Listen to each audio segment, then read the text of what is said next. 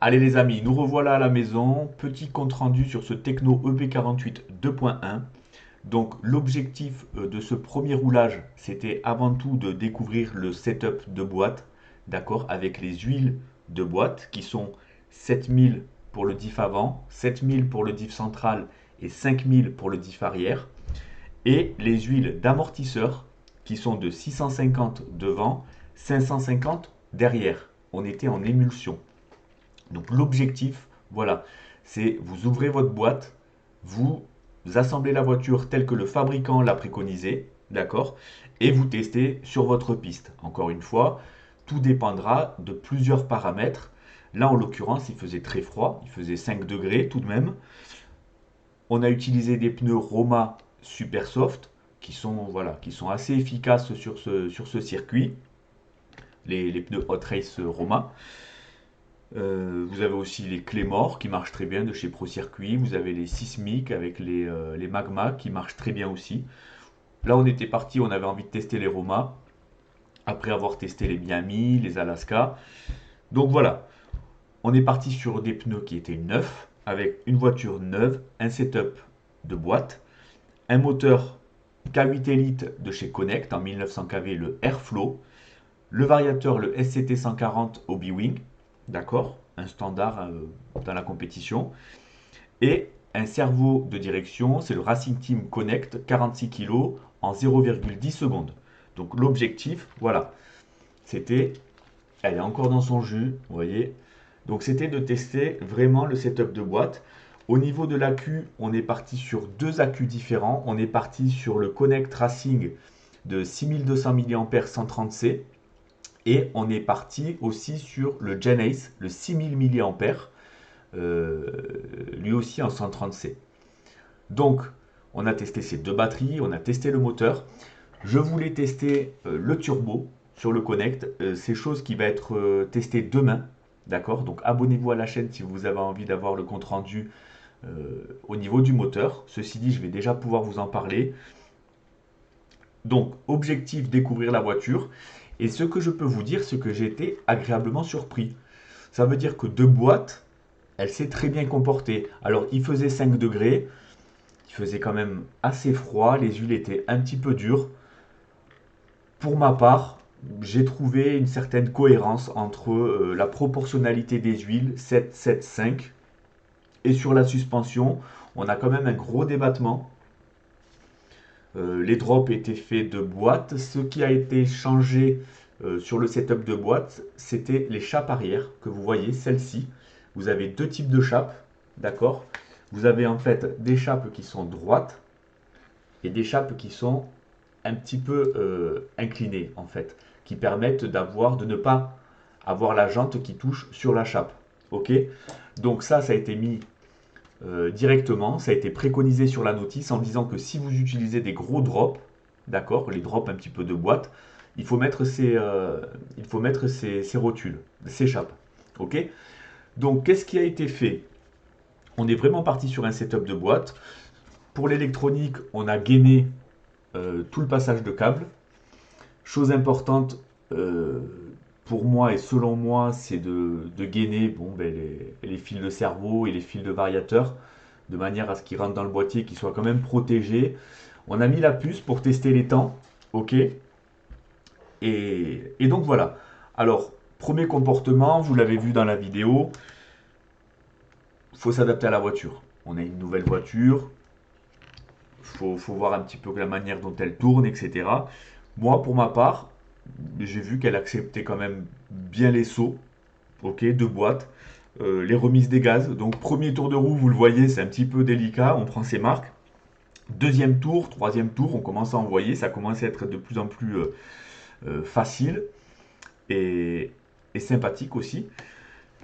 Je voulais surveiller ces fameuses vis là qui tiennent les axes au niveau, les étriers, donc qui tiennent la fusée, c'est des axes avec des petites vis. Je voulais les vérifier après le premier pas que j'ai complètement oublié. On a beaucoup discuté avec Jean-Charles. D'ailleurs, ben, on s'est super bien amusé aussi. Il était sur un techno, lui aussi. et il en est très content. Donc ces petites vis, voilà, surveillez, d'accord, puisque celle-ci, celle que vous voyez là, qui tient avec un méplat de cette vis ici, ben, sur les deux côtés, ces deux axes se sont délogés. Et donc, je ne les avais plus sur mon dernier pack. Ok. Donc, ils ont été remplacés. Ils m'ont gentiment été prêtés par Jean-Charles. D'accord. Pour pouvoir rouler demain. Donc, faites attention à ça. Donc, pour ma part, j'ai fait un test. Donc, ici, maintenant, j'ai mis de la Loctite rouge. Vous, dites-moi ce que vous utilisez sur votre 2.1 manière de voir un petit peu. C'est des vis qui sont assez petites. Donc, Loctite rouge, c'est la Loctite qui est quand même sérieusement forte. Et de ce côté, j'ai essayé la Loctite, la 51, la 5940, pardon, qui est en fait de l'adhésif et qui permet de faire l'étanchéité aussi. Donc j'en ai mis un petit peu sur le fil, sur le filet, d'accord. Et il y en a du coup un petit peu, je ne sais pas si vous voyez bien, il y en a un petit peu du coup sur la tête de vis. Donc de ce côté, c'est équipé comme ça, c'est monté avec cette Loctite. Euh, et de ce côté, c'est l'octite rouge. L'objectif, c'est de voir demain comment ça se comporte. L'avantage de ça, c'est que ça se démonte très facilement. Donc si ça fait le job, ben, je pourrais vous dire par la suite que ça vaut vraiment le coup. Moi, je le connais déjà puisque j'avais réparé un rétroviseur de voiture avec ce genre d'adhésif. C'est vraiment fait pour, hein. On peut refaire des joints de pare-brise avec, on peut recoller, enfin voilà, c'est assez puissant. Et ce qui est bien, c'est que c'est flexible, donc on peut tout de même décoller au besoin. Donc on va faire ces essais-là. Donc vous, entre guillemets, ben, extrême vigilance sur ces vis, surtout qu'elles sont dans un kit qui vaut 22 euros ou une vingtaine d'euros.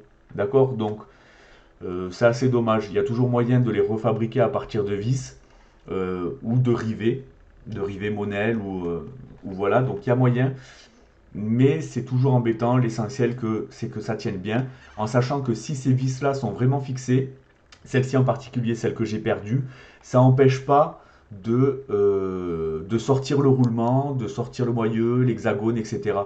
Donc voilà, point de vigilance sur ça. Donc la voiture s'est super bien comportée, très facile. On voit que le châssis, bon ben il a pas rayé, ok. Donc un bon pack au niveau des pistons. Quoi dire de plus?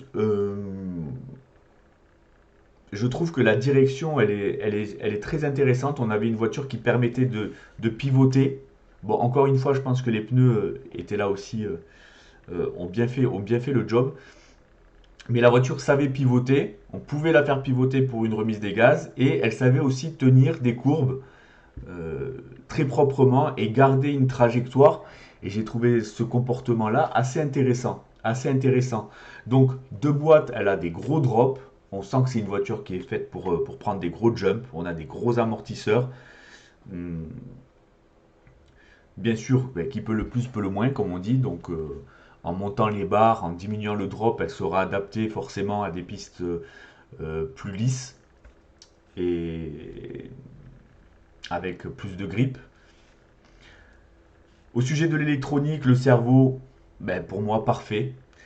Très honnêtement, j'ai monté le variateur, le moteur, le cerveau, j'ai juste bind euh, le SC, d'accord, avec la radio. C'est tout. J'ai pas été dans les paramètres, vérifier le punch, le turbo, le bec. J'ai roulé tel quel. Il n'y avait pas de toute façon besoin, on pouvait rouler stock. Il n'y avait pas besoin non plus de puissance réelle pour ces premiers essais. Donc on verra demain. Abonnez-vous à la chaîne hein, si vous voulez voir la suite. Le moteur, ben, vous voyez dans la vidéo, je le touche au bout d'un pack. Bon, il fait 5 degrés dehors, donc il fait assez froid, mais le moteur il est vraiment à température modérée. C'est vraiment intéressant. L'objectif de l'airflow, bon ben, c'est vraiment quelque chose moi qui me plaît beaucoup. On a déjà des moteurs en 1 dixième TT qui sont presque ouverts, pas totalement ouverts, mais qui sont ouverts, d'accord.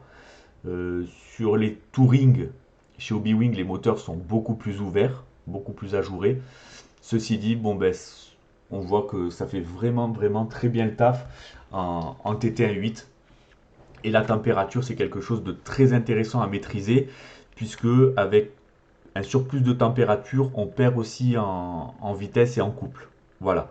Donc c'est un paramètre, c'est pas pour rien que beaucoup mettent des ventilateurs et ventilent les moteurs pour dissiper la chaleur. Donc là, c'est déjà ouvert. Super moteur, pour l'instant, j'en suis très très content. Et je pense même que qu'il va équiper mon Team Asso, mon B4. Voilà. La batterie, quant à elle, à chaque fois, on avait une autonomie. Alors moi, je roulais environ entre 9 et 7 minutes. Et quand je roulais 9 minutes et que je vérifiais la capacité, on était à 15 volts 4. D'accord. Ce qui correspond à peu près à la tension nominale de la batterie. Donc ça veut dire qu'on était quand même large pour finir par exemple une finale de 10 minutes sur cette piste qui est semi-synthétique et semi-terre. D'accord, on doit avoir peut-être 30% de synthétique, je ne sais pas exactement. Donc d'astro, le reste en terre. Euh, autonomie batterie au top, c'est bien, naturellement, je m'arrêtais au stand, bon, on discutait, on laissait refroidir les packs, euh, on rechargeait, voilà. Très très content de la batterie, très content du moteur. Le châssis, moi je peux le recommander, très franchement, avec des points de vigilance. Faites attention, les plastiques sont quand même assez mous, ok. Donc ça c'est bien, ça a du flex, ça sait encaisser les chocs. Donc j'ai envie de dire que pour un débutant qui est amateur, qui rentre dans la compétition, c'est un châssis qui va encaisser. Alors, j'ai pas fait de grosses cascades non plus, d'accord. Il s'est comporté un petit peu comme un truggy, c'est-à-dire que une voiture assez passe-partout, qui est prévisible, mais encore une fois, les pneus étaient là, le revêtement au sol était là, on n'a pas pris de coup de grippe. Euh, voilà, il y a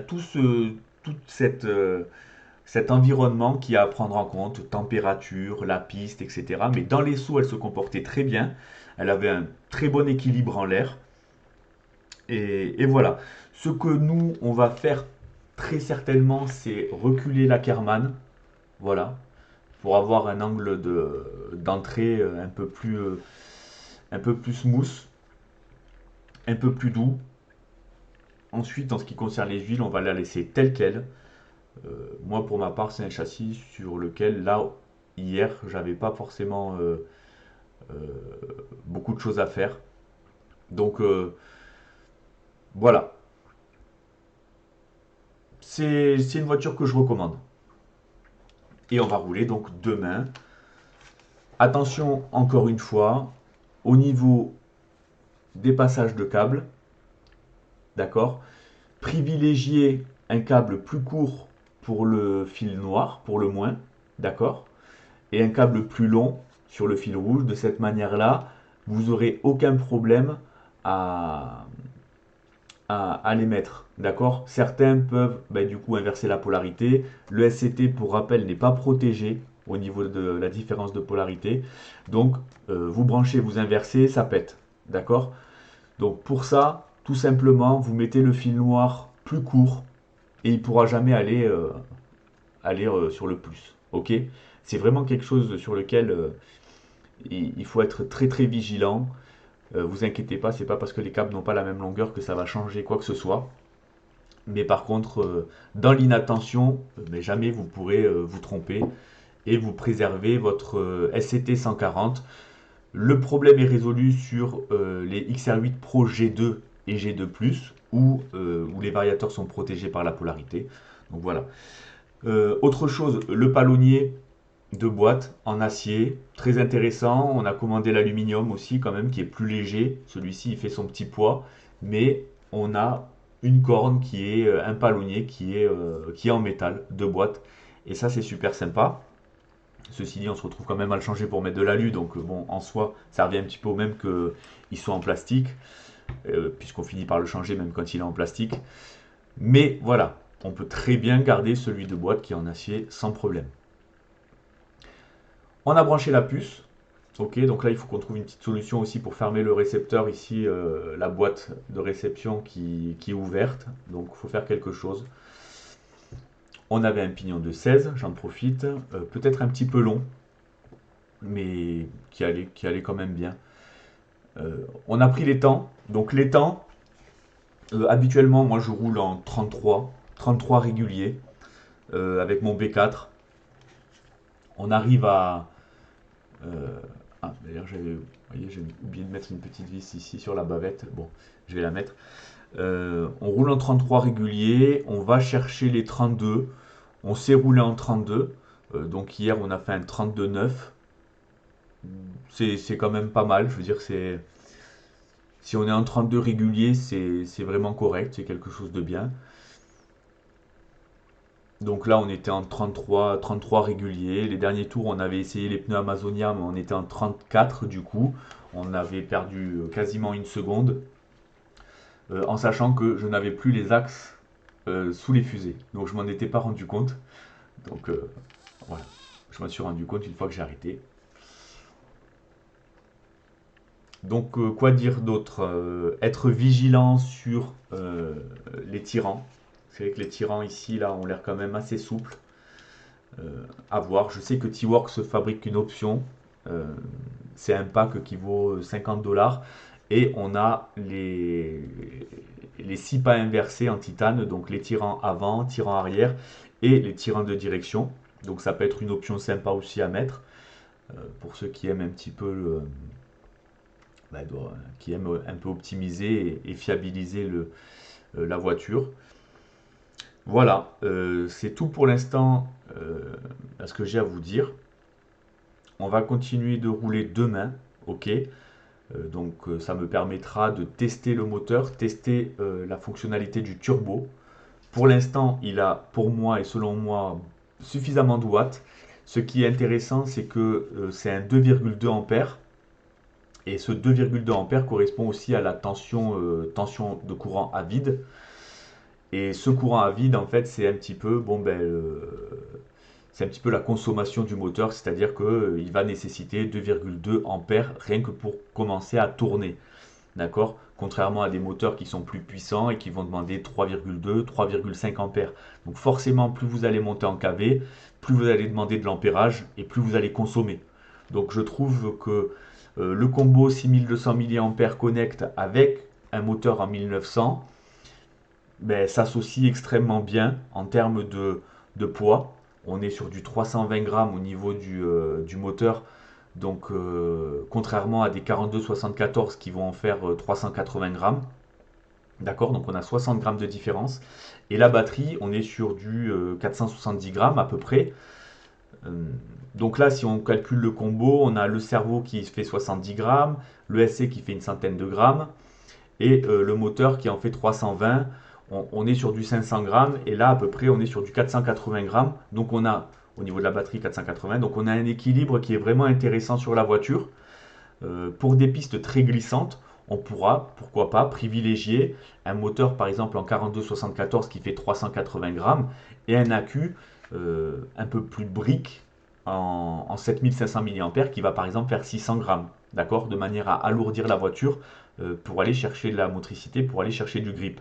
Donc je trouve on peut avoir quelque chose d'intéressant si on associe le moteur avec la batterie. Voilà, on a quelque chose de cohérent au niveau du poids et de la répartition des masses. Et c'est un paramètre qui peut être à prendre en compte, selon moi. Voilà, c'est quelque chose sur lequel on pourra en discuter. Après, encore une fois, si on est sur une piste très abrasive qui a beaucoup d'adhérence, forcément, on va consommer beaucoup plus de watts. Et là, il faut voir comment ça se comporte. Bon, pour l'instant, nous, on est semi-grip, semi-glissant. Et encore, le grip sur l'Astro, ça reste tout de même glissant en fonction des pneus. Donc voilà, je trouve que le combo batterie Connect avec le moteur en 1900 kV, voilà, je trouve qu'ils font vraiment super bien le taf, et tellement bien le taf que j'ai pas eu réellement besoin à me préoccuper de faire tout simplement d'aller voir le turbo, d'aller voir tout ça. En fait, vraiment, j'ai pu profiter de la voiture, profiter du châssis, de l'électronique, sans me prendre réellement la tête. Je dis réellement la tête, mais encore une fois, je me suis fait amener plutôt dans le plaisir de piloter que dans la recherche de performance. Surtout que la voiture de boîte, on n'a pas grand-chose à faire, hein. Il faut d'abord s'habituer, s'appliquer sur les trajectoires avant de commencer à vouloir affiner le pincement, l'ouverture, etc. etc. hein. Donc voilà, petit compte rendu, j'espère que ça vous a plu.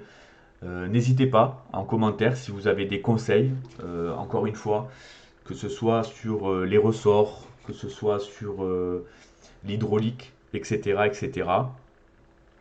On a reçu la nouvelle carreau, donc là, ça c'est la carreau techno, ok, de boîte.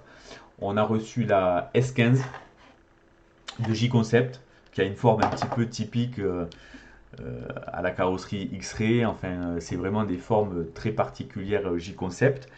Et sur ce châssis, elle a une forme encore plus particulière. Et moi, ça me plaît. Voilà, moi, ça me plaît. Ceci dit, j'aime beaucoup la carrosserie techno, en fait. Je m'y suis vraiment fait. Et elle est fort sympa. J'aime beaucoup la couleur métal aussi. Donc, gris métal, bleu métal, blanc métallisé aussi. Donc, il a des petites teintes. Voilà. Voilà, les amis. On continue. Demain, on va rouler encore avec ce châssis. On va le tester. Soyez vigilants, vous, au niveau de ces trois petites vis. De celle-ci aussi, celle au-dessus. L'avantage de celle du dessus, c'est que l'axe, il est coincé un petit peu par la chape. Donc, il ne va pas s'en aller. Ok. Et voilà. Et puis, après ça, on va faire un démontage complet. Et puis, on va faire un réajustement des différentiels si besoin, du couple conique, pignon et couronne. Et puis, on va nettoyer tout ça. D'accord? Donc, je vous invite à vous abonner. On se dit à la prochaine. Je ferai aussi un petit compte rendu de samedi, une petite vidéo. J'espère que cette vidéo vous a plu. En attendant, portez-vous bien et je vous souhaite à tous bon vol, bonne route et bonne balade. Salut tout le monde.